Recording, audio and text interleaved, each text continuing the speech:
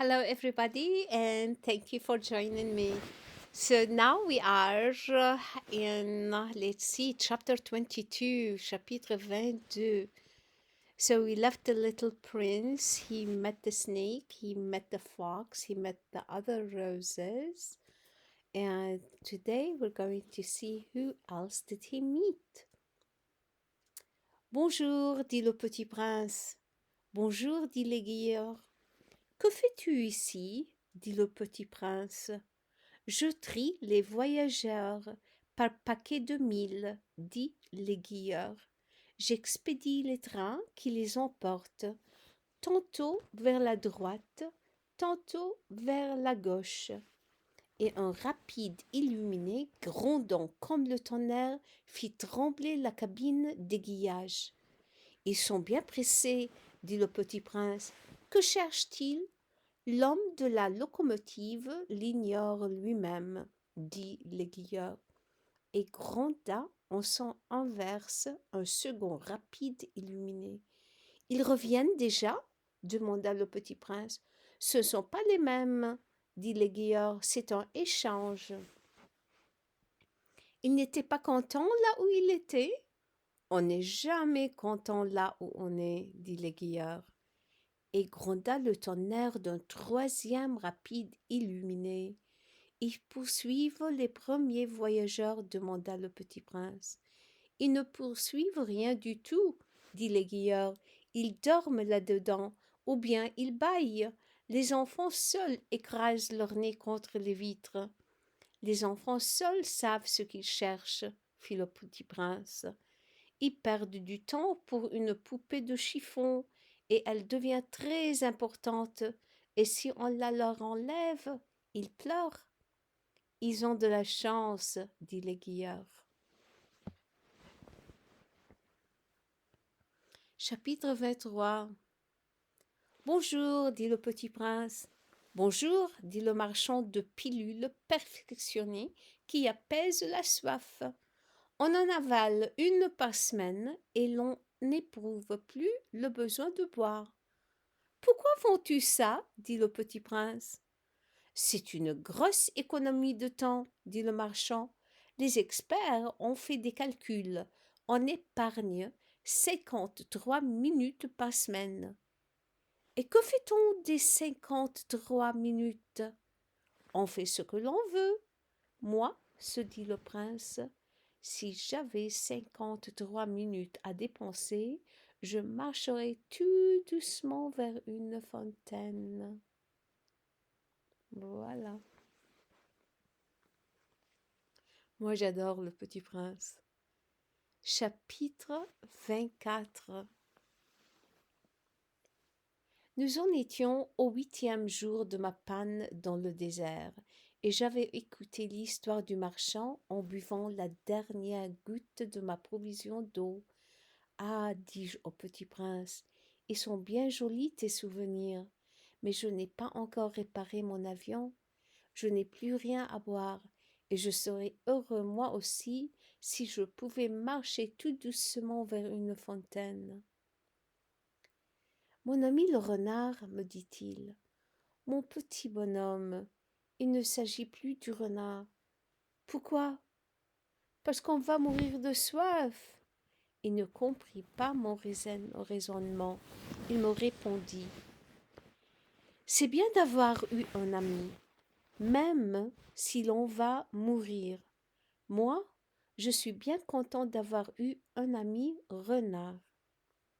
Il ne mesure pas le danger, me dis-je. Il n'a jamais ni faim ni soif. Un peu de soleil lui suffit. Mais il me regarda et répondit à ma pensée. J'ai soif aussi.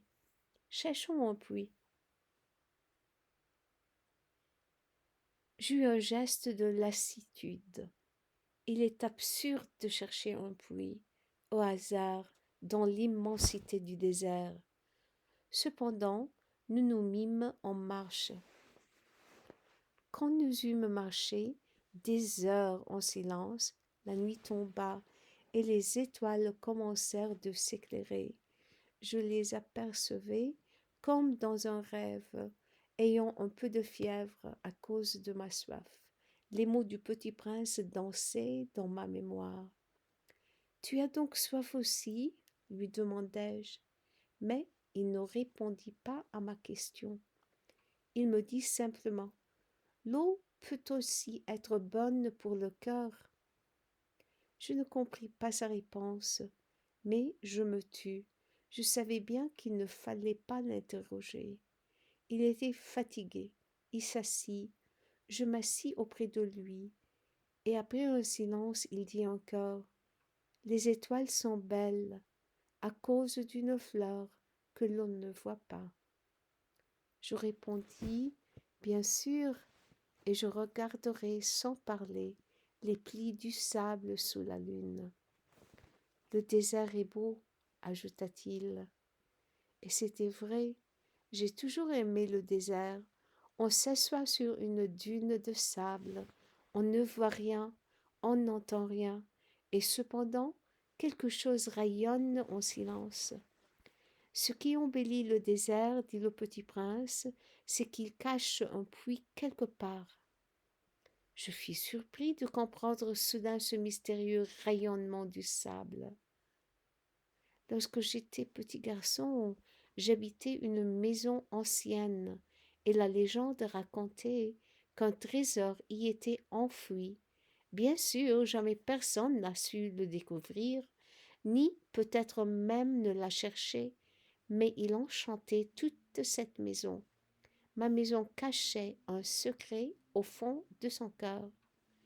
Oui, dis-je au petit prince, qu'il s'agisse de la maison, des étoiles ou du désert, ce qui fait leur beauté est invisible. Je suis content, dit-il, que tu sois d'accord avec mon renard.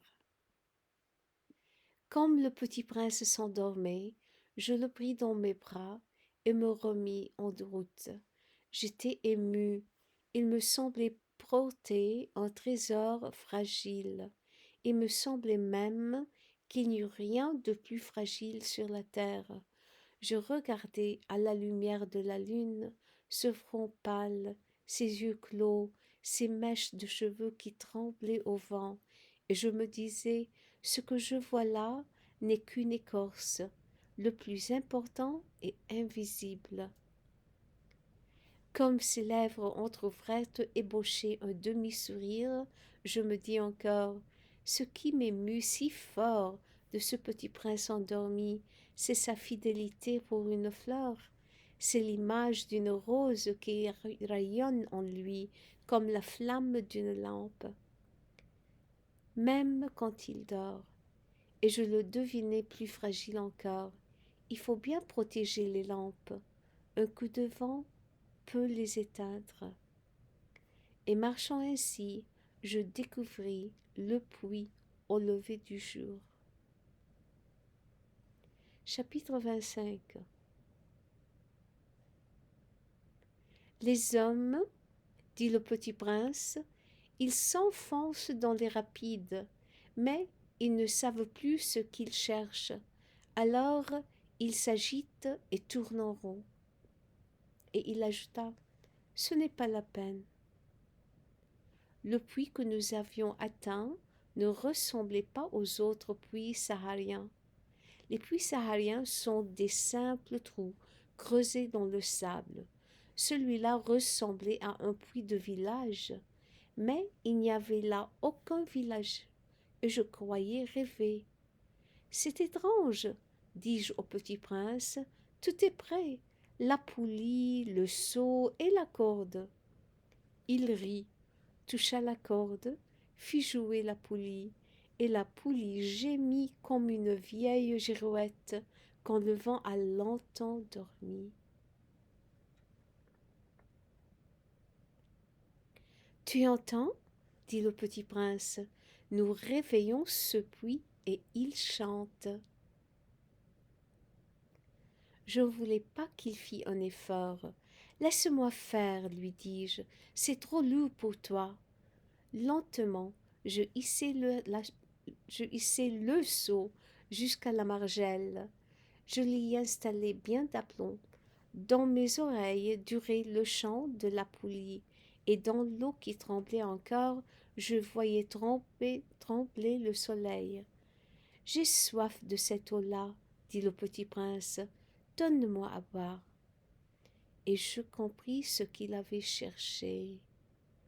Je soulevai le seau jusqu'à ses lèvres. Il but, les yeux fermés. C'était doux comme une fête. Elle était née de la marche sous les étoiles, du chant de la poulie, de l'effort de mes bras. Elle était bonne pour le cœur, comme un cadeau. Lorsque j'étais petit garçon, la lumière de l'arbre de Noël, la musique de la messe de minuit, la douceur des sourires faisaient ainsi tout le rayonnement du cadeau de Noël que je recevais. Les hommes de chez toi, dit le petit prince, cultivent 5000 roses dans le même jardin, et ils n'y trouvent pas ce qu'ils cherchent. Ils ne le trouvent pas, répondis-je. Et cependant, ce qu'ils cherchent pourrait être trouvé dans une seule rose ou un peu d'eau. Et le petit prince ajouta, mais les yeux sont aveugles, il faut chercher avec le cœur. J'avais bu, je respirais bien. Le sable au lever du jour est couleur de miel. J'étais heureux aussi de cette couleur de miel. Pourquoi fallait-il que j'eusse de la peine? Il faut que tu tiennes ta promesse, me dit doucement le petit prince, qui de nouveau s'était assis auprès de moi. Quelle promesse? Tu sais, une muselière pour mon mouton. Je suis responsable de cette fleur. Je sortis de ma poche mes ébauches de dessin, et le petit prince les aperçut et dit en riant, tes baobabs, ils ressemblent un peu à des choux. Oh, mais qui était si fier, moi qui étais si fier des baobabs. Maintenant, ils ressemblent à des choux. Ton renard, ses oreilles, elles ressemblent un peu à des cornes. Elles sont trop longues. Et il rit encore. Tu es injuste, petit bonhomme. Je ne savais rien dessiner que les boas fermés et les boas ouverts. Oh, ça ira, dit-il. Les enfants savent. Je crayonnai donc une muselière et j'eus le cœur serré en la lui donnant. Tu as des projets que j'ignore. Mais il ne me répondit pas. Il me dit, tu sais, ma chute sur la terre, c'en sera demain l'anniversaire. Puis, après un silence, il dit encore, j'étais tombé tout près d'ici. Et il rougit. Et de nouveau, sans comprendre pourquoi, j'éprouvais un chagrin bizarre. Cependant, une question me vint. Alors, ce n'est pas par hasard que le matin où je t'ai connu, il y a 8 jours, tu te promenais comme ça, tout seul, à 1000 milles de toute région habitée, tu retournais vers le point de ta chute? Le petit prince rougit de nouveau. Il ne répondait jamais aux questions. Mais quand on rougit, ça signifie oui, n'est-ce pas? Ah, lui dis-je, j'ai peur. Mais il me répondit, tu dois maintenant travailler, tu dois repartir vers ta machine. Je t'attends ici. Reviens demain soir. Mais je n'étais pas rassurée. Je me souvenais du renard. On risque de pleurer un peu si l'on s'est laissé apprivoiser. Chapitre 26. Il y avait à côté du puits une ruine de vieux murs de pierre. Lorsque je revins de mon travail le lendemain soir, J'aperçus de loin mon petit prince assis là-haut, les jambes pendantes, et je l'entendis qui parlait.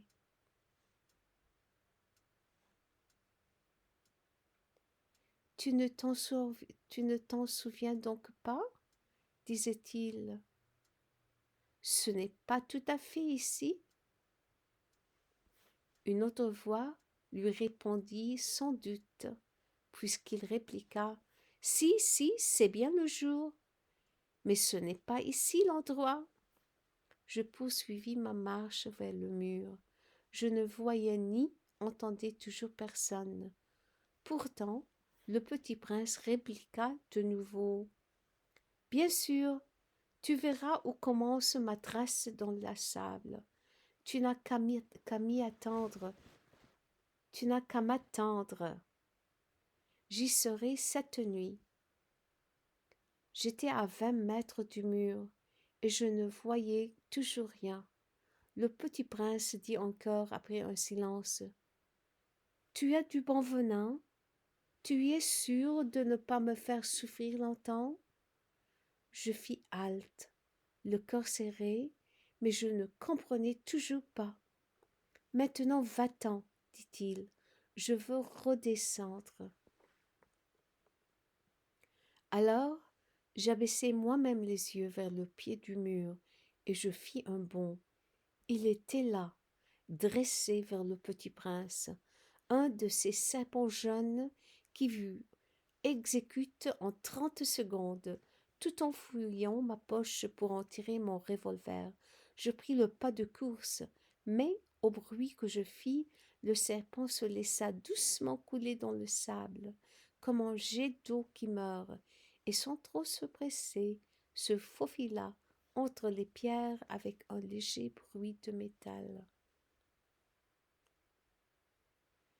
Je parvins au mur juste à temps pour y recevoir dans les bras mon petit bonhomme de prince, pâle comme la neige.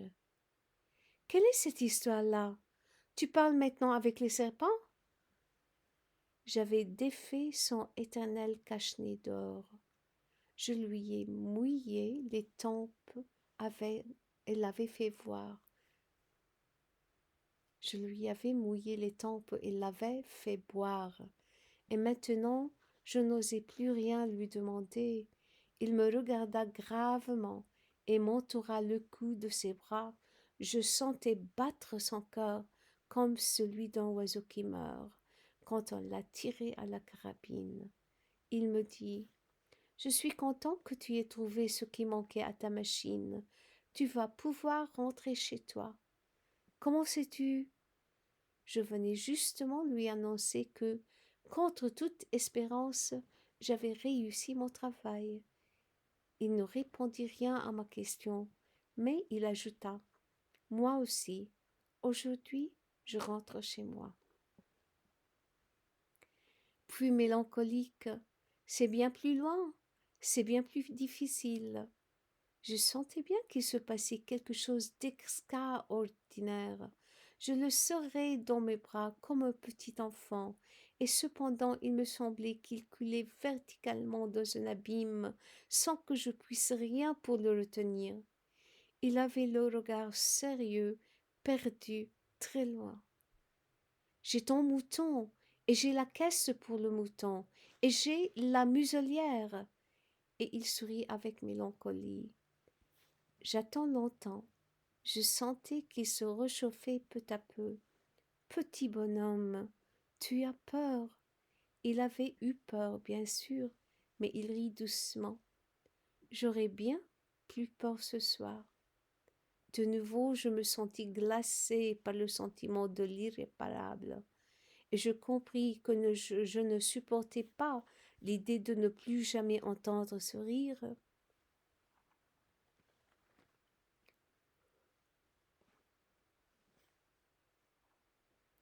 C'était pour moi comme une fontaine dans le désert. Petit bonhomme, je veux encore t'entendre rire, mais il me dit cette nuit, ça fera 1 an. Mon étoile se trouvera juste au-dessus de l'endroit où je suis tombée l'année dernière. Petit bonhomme, n'est-ce pas que c'est un mauvais rêve, cette histoire de serpents et de rendez-vous et d'étoiles? Mais il ne répondit pas à mes questions. Il me dit, ce qui est important, ça ne se voit pas. Bien sûr. C'est comme pour la fleur. Si tu aimes une fleur qui se trouve dans une étoile, c'est doux la nuit de regarder le ciel. Toutes les étoiles sont fleuries. C'est comme pour l'eau. Celle que tu m'as donnée à boire était comme musique, à cause de la poulie et de la corde. Tu te rappelles? Elle était bonne. Bien sûr. Tu regarderais la nuit les étoiles. C'est trop petit chez moi pour que je te montre où se trouve la mienne. C'est mieux comme ça. Mon étoile, ça sera pour toi une des étoiles. Alors, toutes les étoiles, tu aimeras les regarder. Elles seront toutes tes amies. Et puis, je vais te faire un cadeau. Il rit encore. Ah, petit bonhomme, j'aime entendre ce rire. Justement, ce sera mon cadeau. Ce sera comme pour l'eau. Que veux-tu dire? Les gens ont des étoiles qui ne sont pas la même. Pour les gens qui voyagent, les étoiles sont des guides. Pour d'autres, elles ne sont rien que de petites lumières. Pour d'autres, qui sont savants, elles sont des problèmes. Pour mon businessman, elle était de l'or. Mais toutes ces étoiles-là, elles se taisent. Toi, tu auras des étoiles comme personne n'en a. Que veux-tu dire? Quand tu regarderas le ciel, la nuit, puisque j'habiterai dans l'une d'elles, puisque je rirai dans l'une d'elles, alors ce sera pour toi comme si riaient toutes les étoiles. Tu auras, toi, des étoiles qui savent rire. Et il rit encore. Et quand tu seras consolé, on se console toujours, tu seras content de m'avoir connu. Tu seras toujours mon ami. Tu auras envie de rire avec moi. Et tu ouvriras parfois ta fenêtre, comme ça, pour le plaisir. Et tes amis seront bien étonnés de te voir rire en regardant le ciel. Alors, tu leur diras, oui, les étoiles, ça me fait toujours rire. Et ils te croiront fou. Je t'aurais joué un bien vilain tour. Et il rit encore. Ce sera comme si je t'avais donné, au lieu d'étoiles, des tas de petits grelots qui savent rire. Et il rit encore. Puis il redevient sérieux. Cette nuit, tu sais, ne viens pas. Je ne te quitterai pas. J'aurai l'air d'avoir mal. J'aurai un peu l'air de mourir. C'est comme ça. Ne viens pas voir ça. Ce n'est pas la peine. Je ne te quitterai pas. Mais il était soucieux. Je te dis ça, c'est à cause du serpent. Il ne faut pas qu'il te morde. Les serpents, c'est méchant. Ça peut mordre pour le plaisir. Je ne te quitterai pas. Mais quelque chose le rassura. C'est vrai qu'ils n'ont pas le venin pour la seconde morsure. Cette nuit-là, je ne le vis pas se mettre en route. Il s'était évadé sans bruit. Quand je réussis à le rejoindre, il marchait décidé, d'un pas rapide. Il me dit seulement « Ah, tu es là ?» et il me prit par la main. Mais il se tourmenta encore.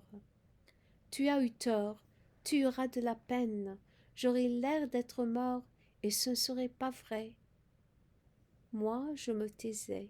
« Tu comprends? C'est trop loin. Je ne peux pas emporter ce corps-là. C'est trop lourd. » Moi, je me taisais.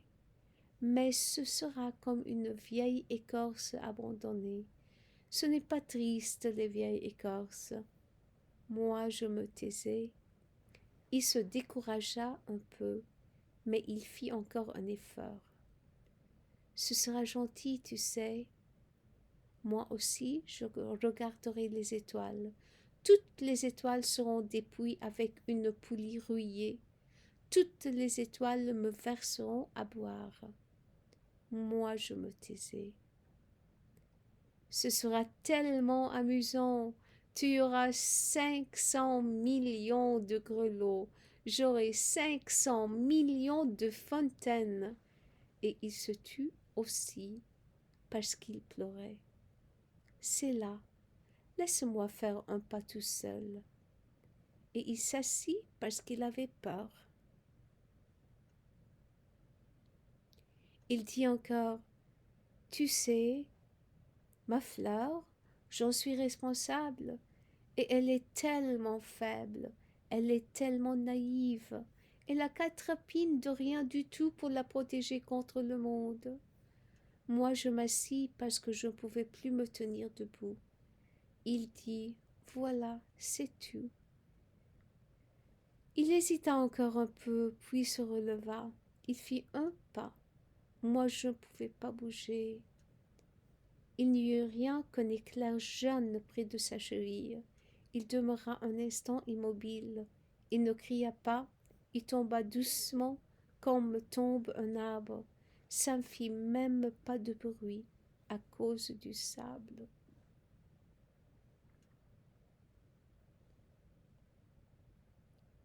Chapitre 27. Et maintenant, bien sûr, ça fait 6 ans déjà. Je n'ai jamais encore raconté cette histoire. Les camarades qui m'ont revu ont été bien contents de me voir vivant. J'étais triste, mais je leur disais c'est la fatigue. Maintenant je me suis un peu consolée, c'est-à-dire pas tout à fait, mais je sais bien qu'il est revenu à sa planète, car au lever du jour, je n'ai pas retrouvé son corps. Ce n'était pas encore tellement dur, et j'aime la nuit écouter les étoiles. C'est comme 500 millions de grelots. Mais voilà qu'il passe quelque chose d'extraordinaire. La muselière que j'ai dessinée pour le petit prince, j'ai oublié d'y ajouter la courroie de cuir. Il n'aura jamais pu l'attacher au mouton. Alors je me demande, que s'est-il passé sur sa planète? Peut-être bien que le mouton a mangé la fleur. Tantôt je me dis, sûrement non. Le petit prince enferme sa fleur toute la nuit sous son globe de verre, et il surveille bien son mouton. Alors je suis heureux, et toutes les étoiles rient doucement. Tantôt je me dis, on est distrait une fois ou l'autre, et ça suffit. Il a oublié un soir le verre, ou bien le mouton est sorti sans bruit pendant la nuit. Alors les grelots se changent tous en larmes. C'est là un bien grand mystère. Pour vous qui aimez aussi le petit prince, comme pour moi, rien de l'univers n'est semblable si, quelque part, on ne sait où, un mouton que nous ne connaissons pas a oui ou non mangé une rose. Regardez le ciel, demandez-vous, le mouton, oui ou non, a-t-il mangé la fleur? Et vous verrez comme tout change. Et aucune grande personne ne comprendra jamais que ça a tellement d'importance. Ça, c'est pour moi le plus beau et le plus triste paysage du monde. C'est le même paysage que celui de la page précédente, mais je l'ai dessiné une fois encore pour bien vous le montrer. C'est ici que le petit prince a apparu sur terre, puis disparu. Alors c'est là que le petit prince s'est apparu et puis disparu. Regardez attentivement ce paysage afin d'être sûr de le reconnaître. Si vous voyagez un jour en Afrique, dans le désert, Et s'il vous arrive de passer par là, je vous supplie, ne vous pressez pas. Attendez un peu, juste sous l'étoile. Si alors un enfant vient à vous, s'il rit, s'il a les cheveux d'or, s'il ne répond pas quand on l'interroge, vous devinerez bien qui il est. Alors soyez gentil, ne me laissez pas tellement triste. Écrivez-moi vite qu'il est revenu. La fin.